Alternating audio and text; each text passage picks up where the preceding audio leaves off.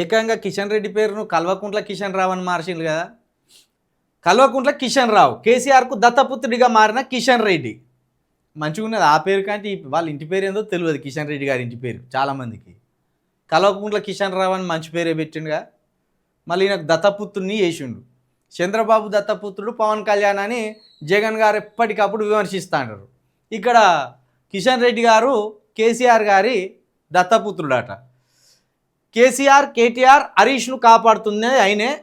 కాళేశ్వరంలో అవినీతి జరిగిందని చెప్పింది బీజేపీయే, అందుకే సిబిఐకి ఇచ్చాం.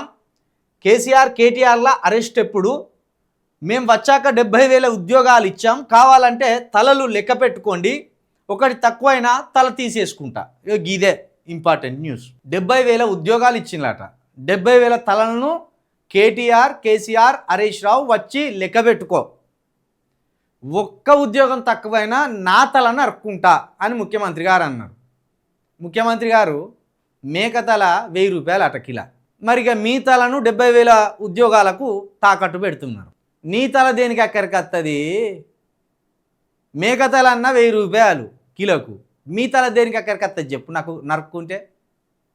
70,000 ఉద్యోగస్తులు ఎక్కడున్నారని కేటీఆర్ గారు హరీష్ రావు గారు కేసీఆర్ గారు తిరిగే బదులు 70,000 ఉద్యోగాలు మీరే ఇచ్చిందని చెప్తున్నారు కదా.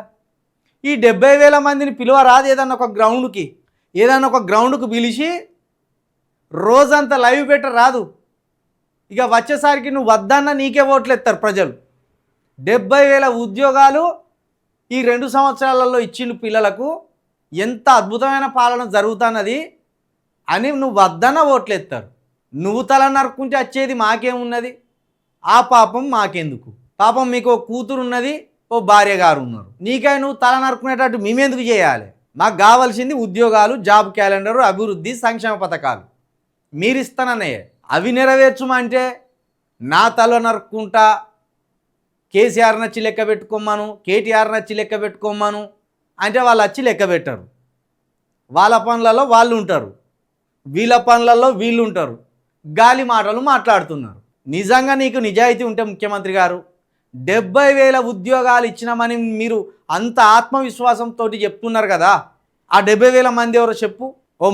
ఓ మంత్రిని తీసుకురా, పేర్లతోటి తీసుకొని వచ్చి నీళ్ళకు సంబంధించి పవర్ పాయింట్ ప్రజెంటేషన్ ఇచ్చింది కదా, సేమ్ అట్లనే ఇగో ఈ 70,000 మంది ఇదే, ఇగో ఎక్స్ అనే పర్సన్ వరంగల్ జిల్లా, ఇగో ఇక్కడ ఇచ్చిన ఒక ఉద్యోగం అని తెలంగాణ వ్యాప్తంగా 70,000 మంది ఎక్కడున్నారో వాళ్ళ పేర్లేందో, వాళ్ళ ఊర్లేందో, వాళ్ళ డాటా ఏందో మొత్తం బయటకు తీసి పవర్ పాయింట్ ప్రజెంటేషన్ లాగా ఒక ప్రజెంటేషన్ ఇవ్వరాదు, అప్పుడు తెలిస్తే ఎన్ని వేలు ఉద్యోగాలు ఇచ్చినావో. గాలి మాటలు మాట్లాడి తల నరుక్కుంటా అంటే మేక తల కన్నా 1,000 రూపాయలు విలువ ఉన్నది, మనిషి తలకేం విలువ ఉన్నది? నరుక్కుంటే అక్కడికి వచ్చేది కూడా కాదు, తినేది కూడా కాదు.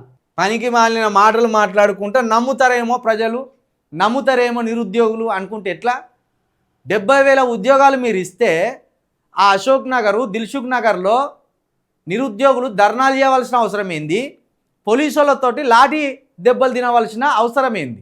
పోలీసుల బూటు కాళ్ళతోటి దాడికి గురి కావాల్సిన అవసరం ఏమున్నది? వాళ్ళు ఈ మాటలు ఎందుకు చెప్తున్నారు? ఇలాంటి బొంకే మాటలు, బొంకియడం, బోర్లేయడం మస్తు చెప్పింది. ఇటువంటి ముచ్చట్లు బీఆర్ఎస్ ప్రభుత్వంలో కేసీఆర్ గారు కేటీఆర్ గారు ఇటువంటి ముచ్చట్లు మస్తు చెప్పిండ్రు. ఇంటికో ఉద్యోగం ఇస్తాం మేము అన్నారు, ఇంటికో ఉద్యోగం ఇస్తామన్నారు ఏకంగా కేసీఆర్ గారు. ఇంటికో ఉద్యోగం ఏమో కానీ వాళ్ళ ఇంట్లో మాత్రం ఉద్యోగాలు వచ్చినాయి అందరికీ. వాళ్ళ ఇండ్లు కూడా సరిపోనంత డబ్బు సంపాదించుకొని పోసుకున్నారు వాళ్ళ ఇండ్లల్లో. ఇక తీరా మీరు చూస్తేనేమో తల నరుక్కుంటా 70,000 ఉద్యోగాలు ఇచ్చినా అంటాను.